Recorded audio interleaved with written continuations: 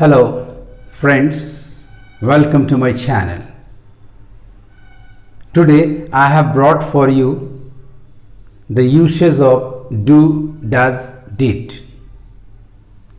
तो आइए टॉपिक पे चलने के पहले इस वीडियो को लाइक कर लें और यदि आपने अभी तक मेरे चैनल को सब्सक्राइब नहीं किया है तो इसे सब्सक्राइब कर लें और साथ साथ बेल आइकन को भी क्लिक कर लें ताकि आपको लेटेस्ट नोटिफिकेशंस मिलते रहें। तो आइए फ्रेंड्स टॉपिक पे चलते हैं। डू डज डिड का प्रयोग हम तीन तरह से करेंगे। फर्स्ट,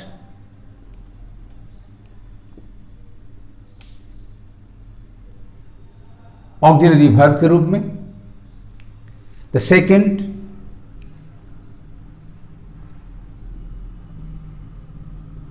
मेन वर्ब के रूप में। एंड द थर्ड वन,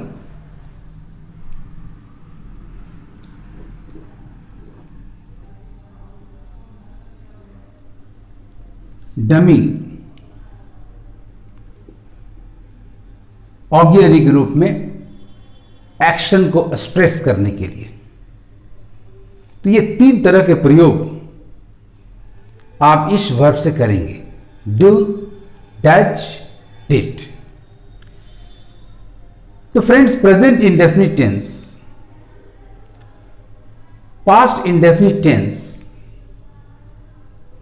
के पॉजिटिव सेंटेंसेस में we don't need any auxiliary verb.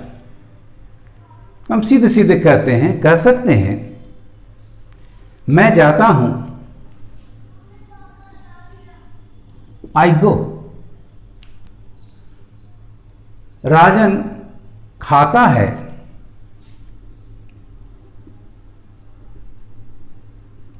Rajan it's. Mona चली गई,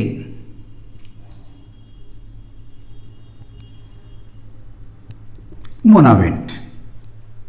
There is no requirement of any auxiliary verb in the positive sentences of the present indefinite and the past indefinite tense. पर जैसे ही आप इन दोनों tense के sentences को negative या interrogative करेंगे तो आपको आवश्यकता पड़ेगी auxiliary verb do, does, did की। यदि आप कहेंगे मैं नहीं गाता हूं, आई डू नॉट सिंग। वह स्कूल नहीं जाती है, she does not go to school. मैं वहां नहीं जाता था, I did not go there. Interrogative sentence में भी आपको इनकी जरूरत पड़ेगी। क्या वह यहां आता है,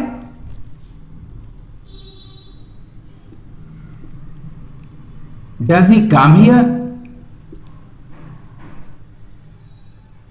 क्या मैं उससे बात करता हूं,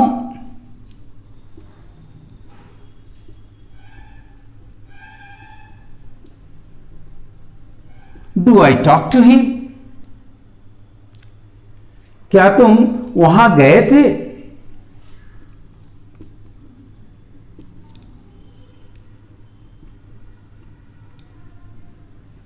did you go there. Friends, याद रखें, प्रेजेंट इंडेफिनिट टेंस के नेगेटिव और इंट्रोगेटिव सेंटेंस में first person, second person, third person plural के साथ डू का प्रयोग करें। थर्ड पर्सन सिंगुलर नंबर का सब्जेक्ट है तो डज होगा और पास्ट में सारे पर्सन्स के साथ आप डिड का प्रयोग करें। तो डिड, डू, डज इनके प्रयोग में कभी संकोच न करें। इन दोनों टेंसेस के पॉजिटिव सेंटेंसेस को छोड़कर बाकी सारे सेंटेंसेस में आप auxiliary verb do, does, did की मदद से सेंटेंस बनाएं। फ्रेंड्स, डू डज डिड को हम एक्शन वर्ब, मेन वर्ब के रूप में भी प्रयोग करेंगे। मैं अपना काम करता हूं, आई डू माई वर्क। वह यह काम करती है, शी डज दिस वर्क। उसने अपना काम कर लिया, he did his work। काम करने के सेंस में और भी बहुत सारे अर्थों में हम डू डज डिड का प्रयोग मेन वर्ब के रूप में करेंगे। वो अपना बाल बनाती है, शी डज हर हेयर।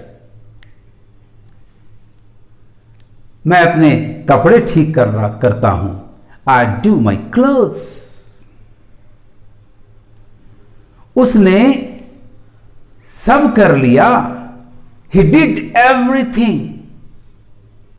इस मेन वर्ब को हमेशा एक ऑब्जेक्ट के साथ ही प्रयोग करेंगे। अब इसी मेन वर्ब को आप नेगेटिव इंट्रोगेटिव में लाना चाहते हैं तो फिर auxiliary verb do does did का प्रयोग करना होगा। तो मैं यह नहीं करता हूं,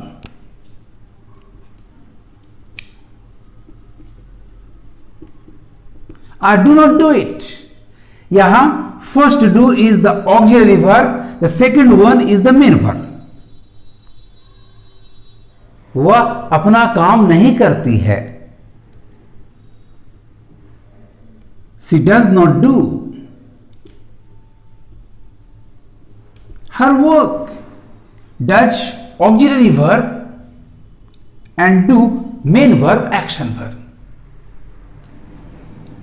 क्या तुमने अपना होमवर्क कर लिया, डिड यू डू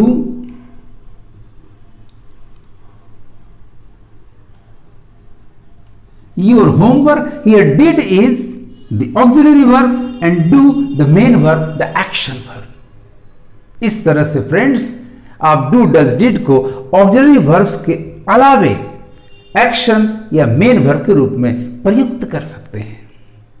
फ्रेंड्स तो अब आइए डू डज डिड का प्रयोग डमी ऑक्सिलरी वर्ब्स के रूप में करते हैं।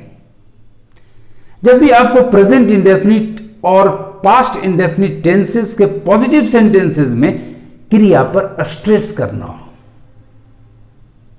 तो आप प्रेजेंट इंडेफिनिट में डू डज और पास्ट इंडेफिनिट में डिड के साथ मेन वर्ब वन का प्रयोग कर दीजिए।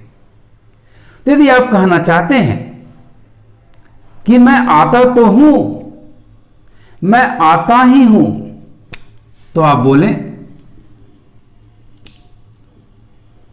I do come. वो गाती ही है, वो अवश्य गाती है। शी डज सिंग। मैं वहां गया ही था, मैं गया तो था। यू से आई डिड गो देयर। याद रखिए फ्रेंड्स, जब भी डू डज डिड का प्रयोग आप स्ट्रेस देने के लिए, एक्शन को स्ट्रेस देने के लिए इंफेटिक वर्ड्स के रूप में, डमी ऑक्सिलरी वर्ब्स के रूप में इस्तेमाल करें तो थोड़ा दबा के बोलें, स्ट्रेस करके बोलें। आप ऐसे बोलें I do go, she does sing, I did go there. इस तरह से फ्रेंड्स आप ये तीन वर्ड्स डू डज डिड का प्रयोग तीन तरह से करें। ऑक्सिलरी वर्ब, मेन और action verb and dummy auxiliary और स्ट्रेस वर्ब्स। आपको मेरा ये वीडियो कैसा लगा कमेंट करेंगे और ज्यादा से ज्यादा शेयर करेंगे। Thank you for watching.